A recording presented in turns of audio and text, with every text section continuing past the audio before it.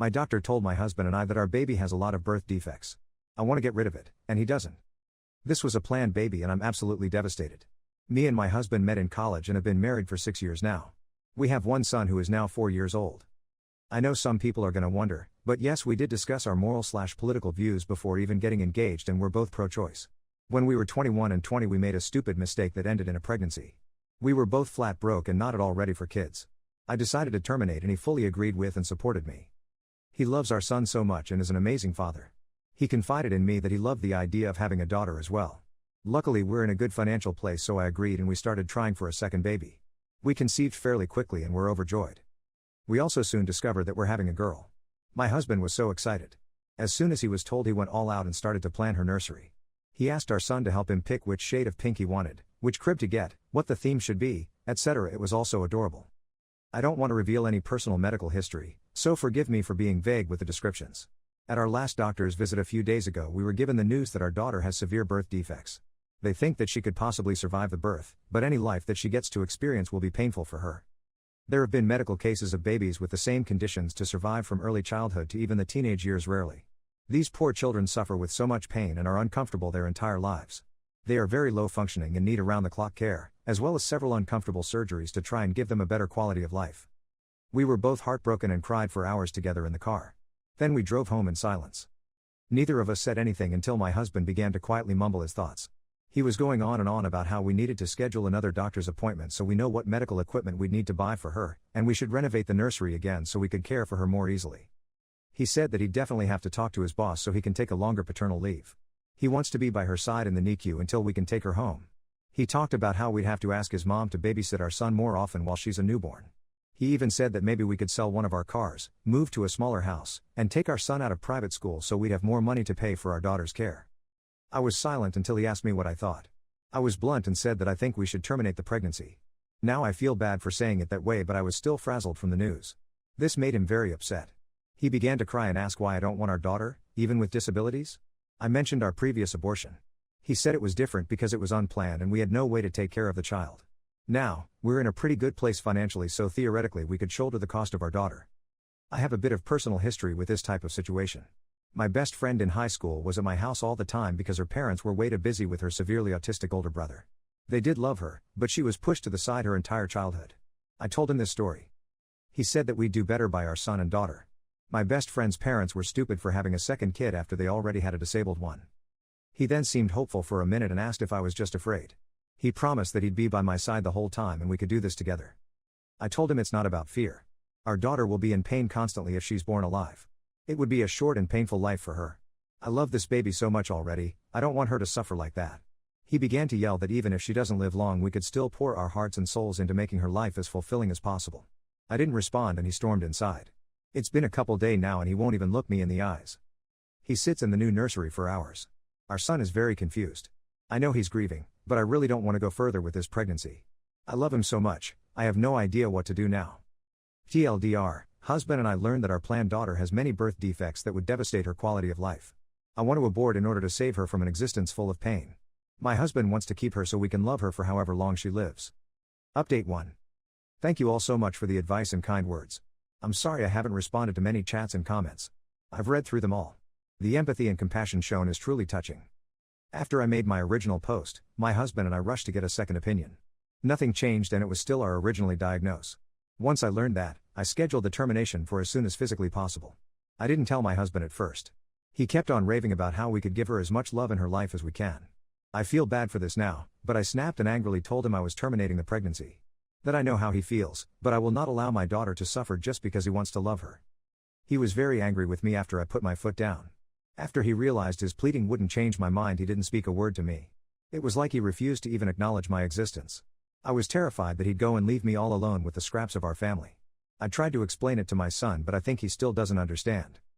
Then, the night before the procedure, he stepped into my room and apologized for everyone and promised to be more supportive of me from now on. I was so happy and relieved I started to sob and he held me all night.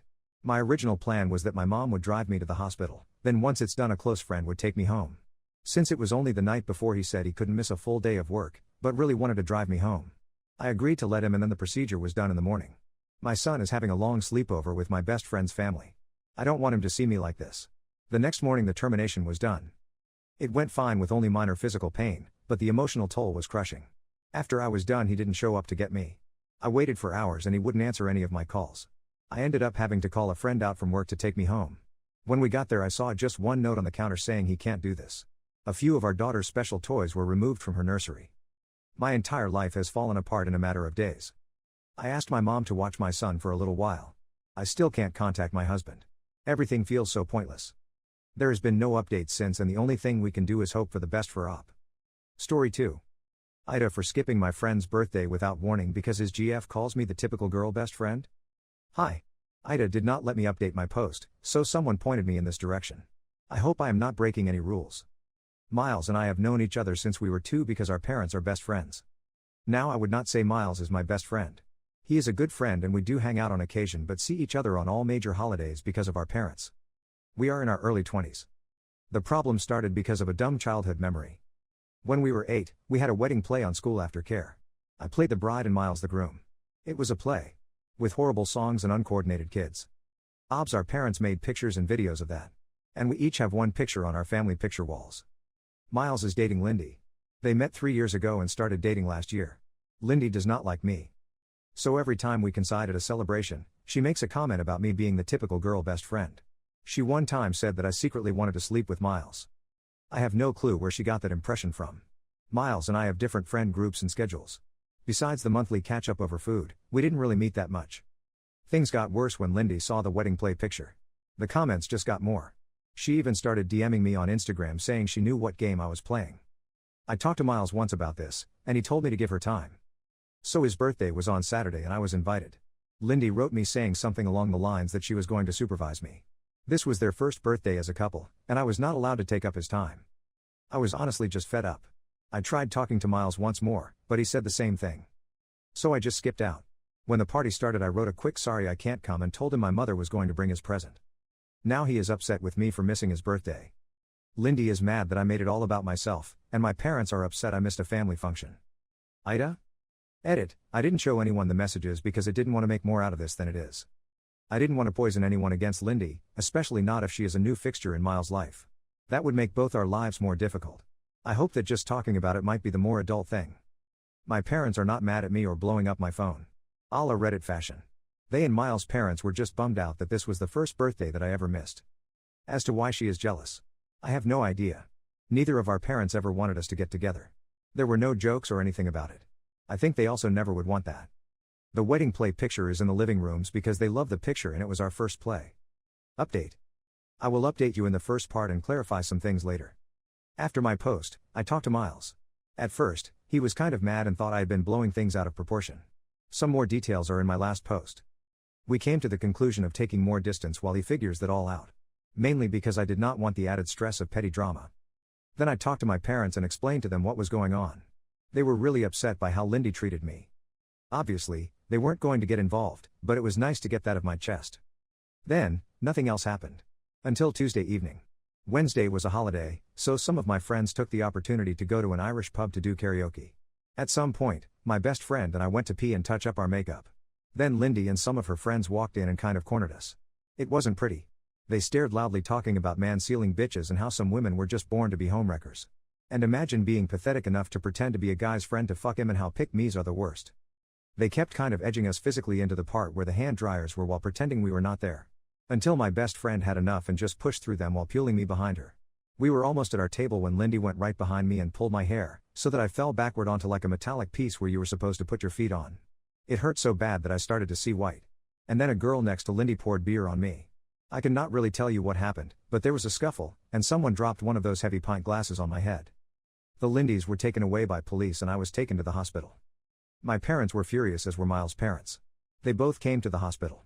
I was severely concussed, my nose was fractured, and the worst thing is that I have a hairline fracture in my back. I stayed in the hospital till yesterday morning.